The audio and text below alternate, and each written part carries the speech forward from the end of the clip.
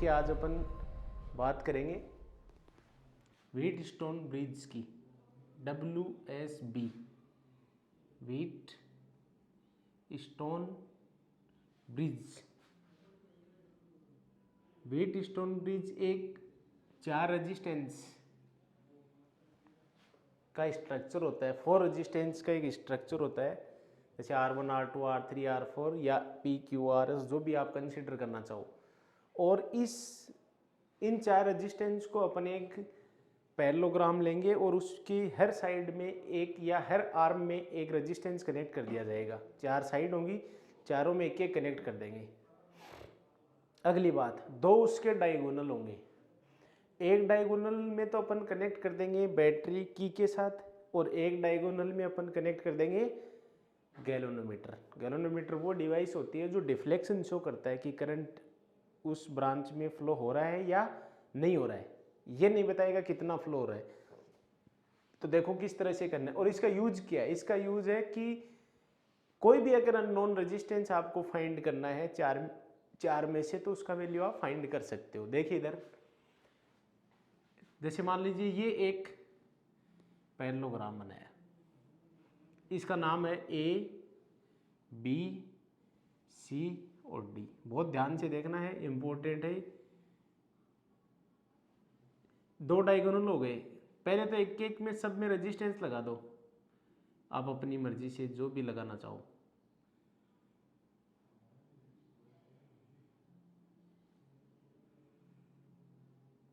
जैसे मान लो मैंने लगा दिया ये R1, ये R2, ये R3 और ये R4। अब डायगोनल रह गए 2। जैसे एक डायगोनल तो ये रहा, तो इसमें तो लगा दो एक बैटरी के साथ की के, ये प्लस माइनस, ये बैटरी है जिसका EMF E है। एक डायगोनल ये रहा, इसमें लगा दो गैल्वेनोमीटर जिसका रेजिस्टेंस, इसका भी रेजिस्टेंस होगा, जैसे जिसका रेजिस्टेंस मान लो R5 या G है, और एक की। अब 2 की हो गई तो दोनों को नाम दे दो, एक को K2 एक को K1। ये सर्किट बना, ध्यान से देखना है। अब यहां से सबसे पहले K1 को ऑन करो, एक बार इसको ऑफ रहने दो। K1 को ऑन करते यहां से करंट आएगा I, क्लियर है। अब I दोनों ब्रांचेज में जाएगा, इसमें भी जाएगा इसमें भी जाएगा। जैसे मान लो इसमें चला गया I1, इसमें चला गया I2। अब अगर आप इसको डॉट नहीं लगाओगे तो ये यहां से आ जाएगा यहाँ, ये यहां से आ जाएगा, इसमें तो कोई आएगा ही नहीं, क्योंकि आपने इसको बंद ही नहीं किया, ऑन ही नहीं किया। अगर आप इसको ऑन कर देते हो तो आपके पास अलग अलग केस बन जाएंगे। जैसे ये करंट यहाँ आया सपोज, अब ये दोनों ब्रांच में जाना चाहता है, इसमें भी और इसमें भी, या ये I2 यहाँ आया तो ये भी तो दोनों में जाना चाहता है, इसमें भी और इसमें भी। अब प्रॉब्लम हो गई कि इस ब्रांच में तो दोनों साइड से करंट आ रहा है, ऐसा हो सकता है क्या? नहीं हो सकता है। तो इस ब्रांच में कौन सा करंट आएगा कौन सा नहीं आएगा वो कैसे पता चलेगा? करंट किस साइड से किस साइड जाता है? चार्ज हाई से लो पोटेंशियल की तरफ जाता है, तो वो डिपेंड करेगा कि इन दोनों में कौन सा डिवाइड होगा। I1 दोनों ब्रांच में डिवाइड होगा या I2 दो में डिवाइड होगा। ये डिपेंड करेगा कि C पे पोटेंशियल डिफरेंस ज्यादा है या D पे पोटेंशियल डिफरेंस ज्यादा है। अगर VC बड़ा है मान लो VD से, C पे डिफरेंस वोल्टेज ज्यादा है D के कंपेयर, तो ये डिवाइड होगा इधर भी और इधर भी। ये वाला सीधा चला जाएगा इसके साथ ऐड होके। अगर ये ज्यादा होता है, VD बड़ा होता है VC से, तो ये वाला I2 इधर भी जाएगा इधर भी, और वो वाला जो है वो इसके साथ ऐड होके इसमें चला जाएगा। और अगर दोनों बराबर हैं VC और VD, तो इस ब्रांच में कोई सा भी करंट नहीं आएगा, नहीं आएगा नहीं आएगा, चाहे ऑन रख लो भले ही। इसको बोलते हैं बैलेंस कंडीशन। ये है मेन चीज। क्या बोलते हैं इसको? बैलेंस कंडीशन बोलते हैं। अब ये बैलेंस कंडीशन कब आएगी यही अपन को ढूंढना है, बस बात ये है। अब एक बार तो आप किसी को भी जैसे इस केस को ही लेके चल लो आप एक बार, क्योंकि अपन को पता ही नहीं है कौन बड़ा कौन छोटा है, तो मैंने खुद ने ऐसे कंसिडर कर लिया कि ये VC ग्रेटर देन VD से, इसका मतलब ये करंट आई भाई इसमें भी जाएगा और इसमें भी जाएगा। इसमें मान लीजिए करंट I3 चला गया, ध्यान से देखो, तो इसमें कितना करंट जाएगा, I1 में से I3 तो इसमें चला गया, तो इसमें कितना जाएगा, I1 माइनस I3 जाएगा। क्लियर है? टोटल I1 था, I1 में से I3 इसमें चला गया, तो इसमें कितना जाएगा, I1 माइनस I3 जाएगा। अब I3 तो यहां से आ रहा है, इसको हटा दो, ये आ गया, और I2 यहां से, इसमें कितना जाएगा, दोनों ऐड होके जाएंगे, ये अकेला ही नहीं जाएगा, वो भी तो आ रहा है उधर से, दोनों ऐड होके इसमें चले गए।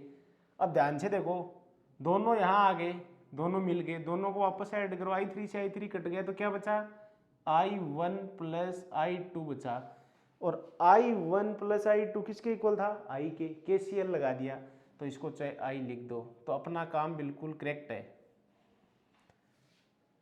ठीक है, अब दो लूप बना लो, एक तो ये रहा और एक ये रहा, जैसा अपन हमेशा बनाते हैं। ठीक है, और दोनों लूपों में दो इक्वेशन बना लो KVL यूज करके।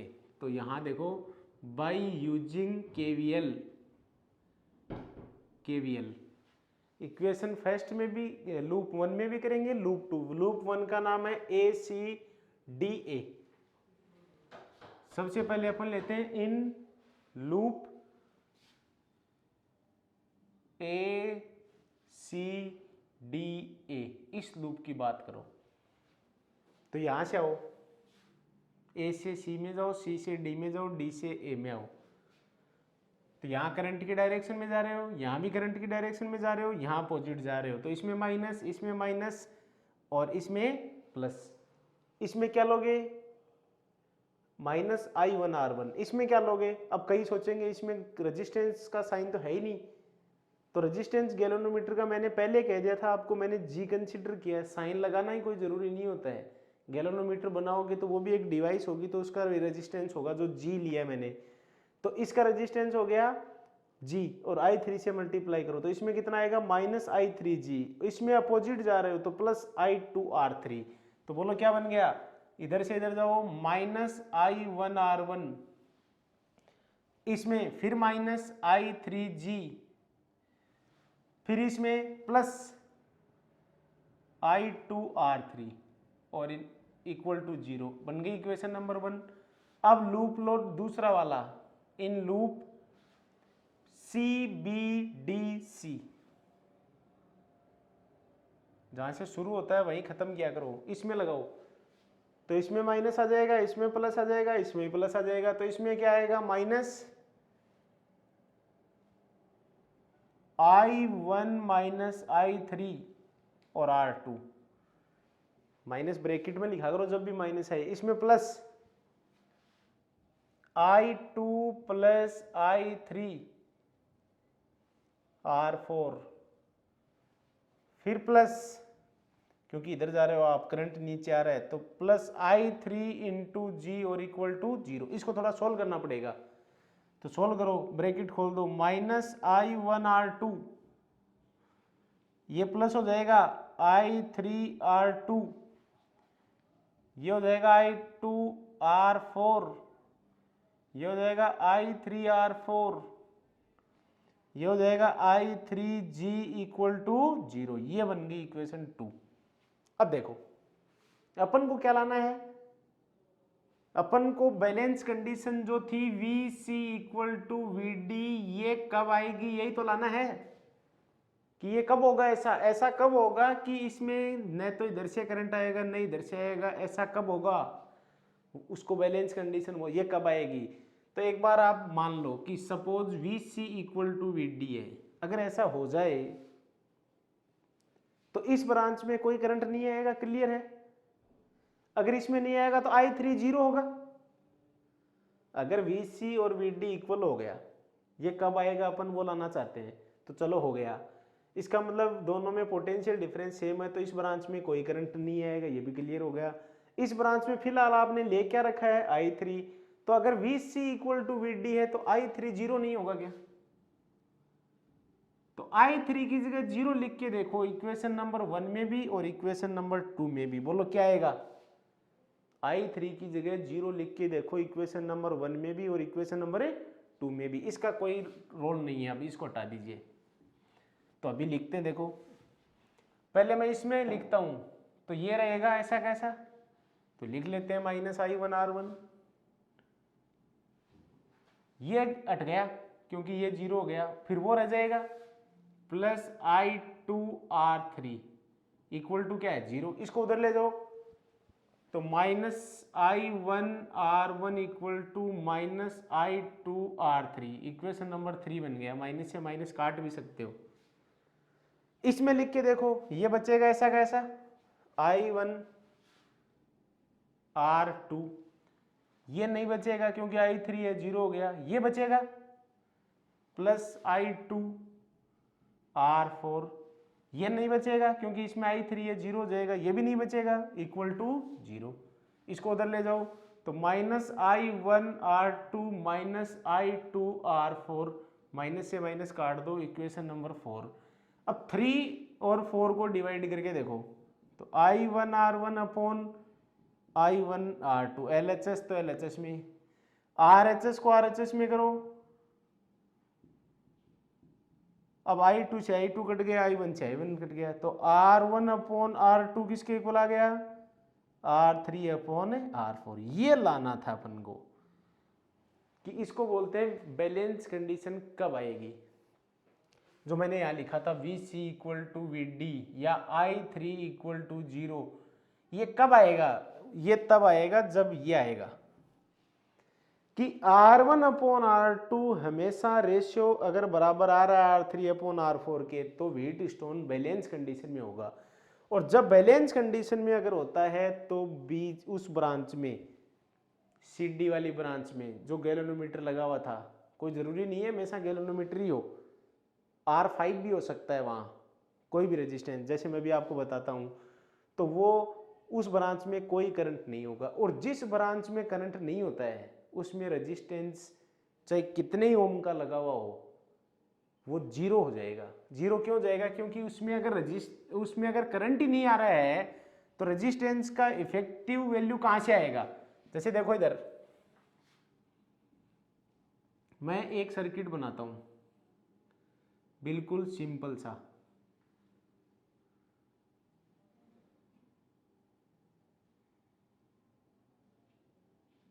ये बनाया, मान लो अपन ये A है, ये B है, ये C है, ये D है। जैसे मान लो ये है 1 ओम, ये है 3 ओम, ये है 2 ओम, ये है 6 ओम और ये है 10 ओम।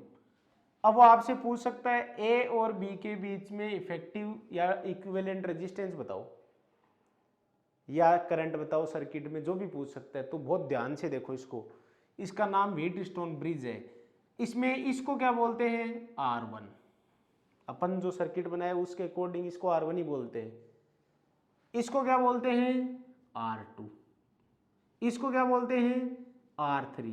इसको नहीं बोलते हैं R3, इसको बोलते हैं। और इसको क्या बोलते हैं, R4। क्लियर है।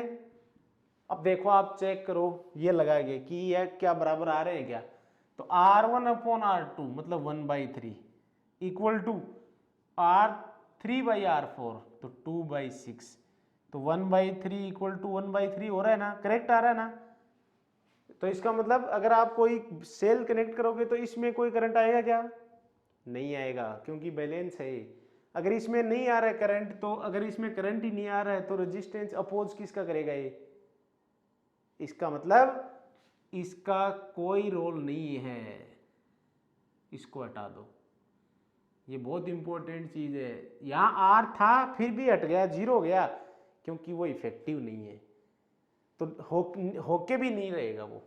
अच्छा ठीक है, अब आप इसको कोई भी बच्चा सोल्व कर सकता है। ये दोनों किस में कनेक्ट हैं, सीरीज में है। ये दोनों भी किस में कनेक्ट हैं, सीरीज में है। R1 और R2 और ये R3 और R4 सीरीज में नहीं है क्या, तो R1 और R2 का सीरीज में बना लो, तो R1 प्लस R2। नीचे वाले दोनों जो है इनका सीरीज में बना लो, R3 प्लस R4। तो ये सर्किट ऊपर वाला ऐसा दिखने लग जाएगा आपको। अब ये हो गया, पहले था ये, फिर हटाया ये बना, फिर ये हो गया। अब ये दोनों पैरेलल में नहीं है क्या, तो 1/r इक्विवेलेंट जो है वो इक्वल हो गया 1/r1 plus r2 plus 1/r3 plus r4। ये फॉर्मूला याद रखना है आपको।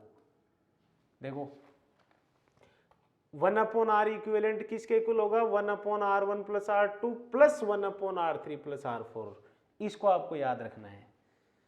अब अपने क्वेश्चन का आंसर आ जाएगा आप सबको, कोई प्रॉब्लम नहीं है, वो याद रखा करो ताकि आपको ज्यादा टाइम नहीं लगे। तो बोलो क्या हो जाएगा, 1/r इक्विवेलेंट अपने वाले में 1/1 प्लस 3 प्लस 1/2 प्लस 6, तो कितना हो गया 1/4 प्लस 1/8। एलसीएम ले लो 8, तो 2 प्लस 1 तो 3/8।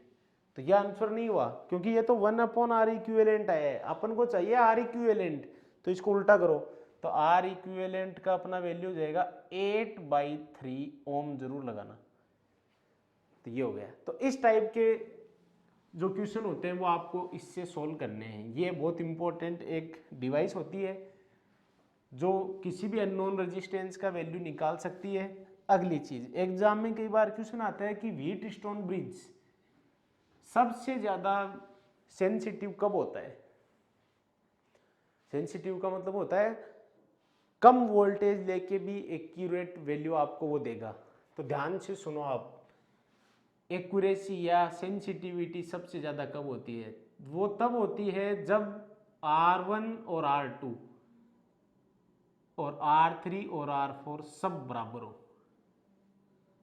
अगर चारों रेजिस्टेंस इक्वल है तो सबसे ज्यादा सेंसिटिव होगा। और एक बात और बता दूं मैं आपको, अगर चारों रेजिस्टेंस सेम आ जाएं कभी भी, जैसे R1 equal to R2 equal to R3 equal to R4 equal to मान लो 1 ओम ही है या 2 है या 3 है या 4 है, तो बैलेंस में तो है ही है। फॉर्मूला भी वही लगेगा जो अभी मैंने आपको बताया था, 1/r1 plus r2 plus 1/r3 plus r4। यही नहीं, आंसर भी वही आएगा जो इनका वैल्यू है। इनका वैल्यू क्या है 1, तो इसको सोल्व करोगे आप, वैल्यू पुट करके देख लो 1 ही आएगा। अगर ये सारे 2 के इक्वल है तो 2 ही आएगा, और अगर ये सारे 5 5 हैं तो इसका वैल्यू भी 5 ही आएगा। तो ये व्हीटस्टोन ब्रिज होता है उसकी खास बात होती है कि अगर सारे चारों बराबर होते हैं, तो अगर चारों इक्वल होंगे तो ये आप ध्यान रखना, हमेशा निकालने की जरूरत ही नहीं है आपको, आंसर वही आंसर आएगा जो उनका वैल्यू है। और फॉर्मूला ये होता है जिसे आपको सोल्व करना है। अब इसके फॉर्म कई हो सकते हैं, जैसे अभी मैंने आपको एक फॉर्म बताया इसका, ये तो सबसे खास जो देखते ही पता लग जाता है वो इसका फॉर्म है। कोई भी बच्चा इसको देख के ऐसे बता सकता है कि भाई हाँ ये ए, ये बी, ये सी और ये डी, ये व्हीटस्टोन है। बता सकता है कि ये हो गया R1, ये हो गया R2, ये हो गया R3, ये हो गया R4 और ये हो गया R5। पर ये ध्यान रखना आप, वरना आपके कंफ्यूजन हो जाएगा अपने वाले में। इसको R1 कहते हैं अपन, इसको R2 कहते हैं, चेंज नहीं कर सकते मतलब आप। हाँ ये जरूर आता है कई बार बोर्ड में क्वेश्चन कि अगर इस बैटरी को इस डायगोनल के बीच में लगा दें, C और D, ध्यान से सुनो मेरा क्वेश्चन, अगर बैटरी की और गैल्वेनोमीटर की पोजीशन इंटरचेंज कर दें, जैसे बैटरी तो लगा दें C और D में, और जो आपका गैल्वेनोमीटर है वो लगा दें A और B के बीच में, तो आंसर चेंज नहीं होता है। यह आपको ध्यान रखना है, वही रहेगा आंसर, वही आएगा। अच्छा अब अपन क्या बात कर रहे थे, ये R1 होता है अपने, या R2 होता है, इनको आप चेंज मत कर देना, ऐसे मत कर देना या R2 या R1, गलत हो जाएगा। इसको R3, इसको R4, इसको R5 लेना है, जिसको G ले रखा था। अब ये इसके कई फॉर्म आपको मिल सकते हैं, ये ऐसे भी मिल सकता है आपको, पहला दूसरा फॉर्म, जैसे मान लो ये, ठीक है ध्यान से देखो इसको,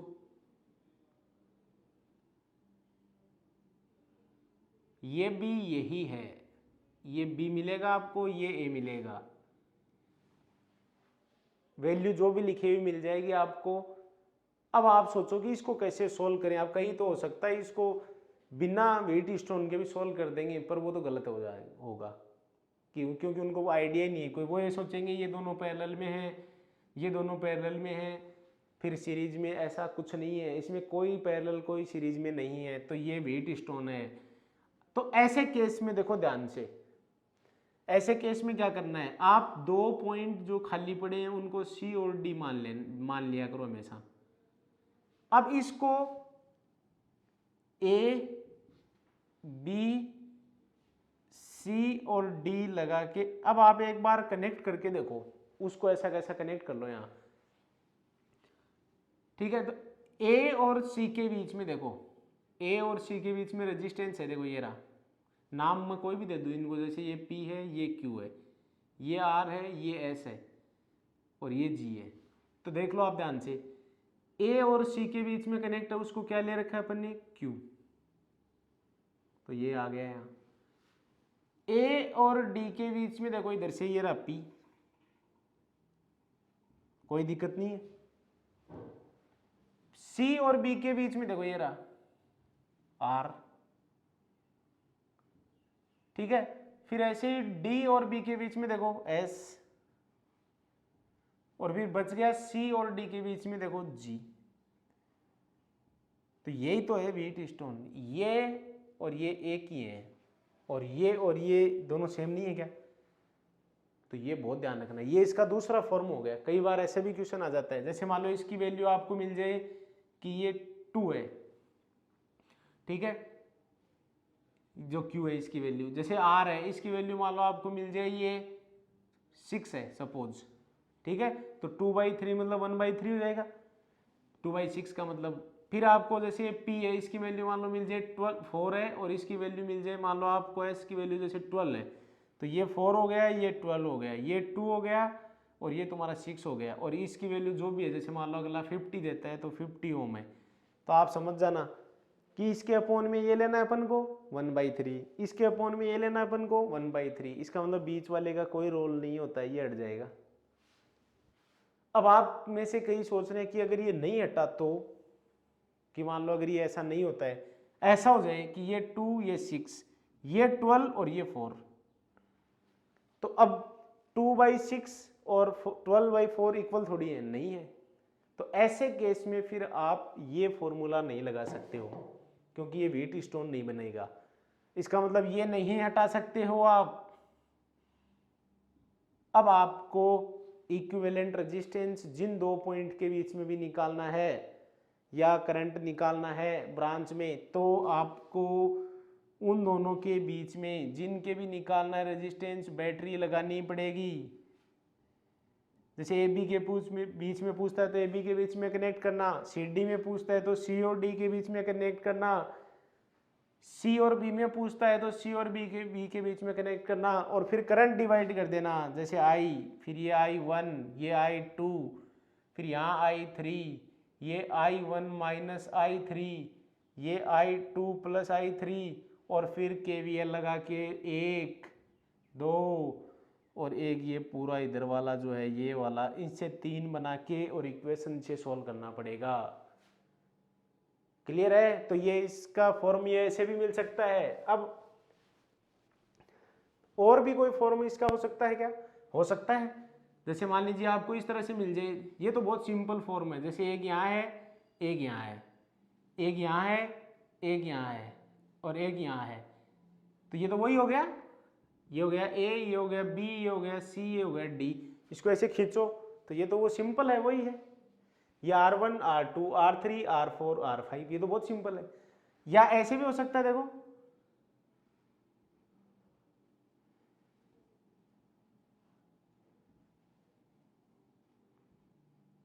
ऐसे भी तो हो सकता है, ये B ये A, इसको उठा के इधर ले जाया करो, यहाँ ये B है, इसको हटा के यहाँ ले जाओ, तो ये भी तो वही है। तो ये चीजें होती है, फॉर्म कई हो सकते हैं इसके। अब एक लास्ट बात कि अगर आपको मान लीजिए कोई जैसे ये हो चाहे ये हो चाहे ये हो चाहे ये कोई भी हो चाहे पहला केस हो, अगर आपको कोई ये कहता है कि व्हीट स्टोन बैलेंस कंडीशन में है, जैसे ये मान लीजिए 5 है, ये मान लो जैसे 100 है और यहाँ इसके साथ एक रेजिस्टेंस पैरेलल में और x, और ये मान लीजिए 200 है और ये मान लीजिए 1000 है सपोज। अब आपको ये पूछ सकता है कि ये बैलेंस कंडीशन में है, चाहे इसकी वैल्यू कितनी भी हो, जैसे मान लो 10 है। अब आपको वो ये कह दे कि ये बैलेंस कंडीशन में है, इसका मतलब इसका तो रोल है ही नहीं, x की वैल्यू बताओ, तो आप बता देना। पहले तो इन दोनों को सॉल्व कर लो, ये दोनों किस में है, पैरेलल में, तो इन दोनों को सॉल्व करोगे तो कितना हो जाएगा वैल्यू, 100x/100 + x हो जाएगा। तो ये हो गया R1, ये हो गया R2, ये हो गया R3, ये हो गया R4, तो 5 ये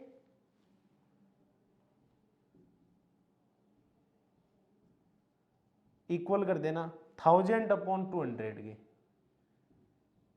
x आ जाएगा ना। तो इस टाइप का क्वेश्चन भी आ सकता है। ओके।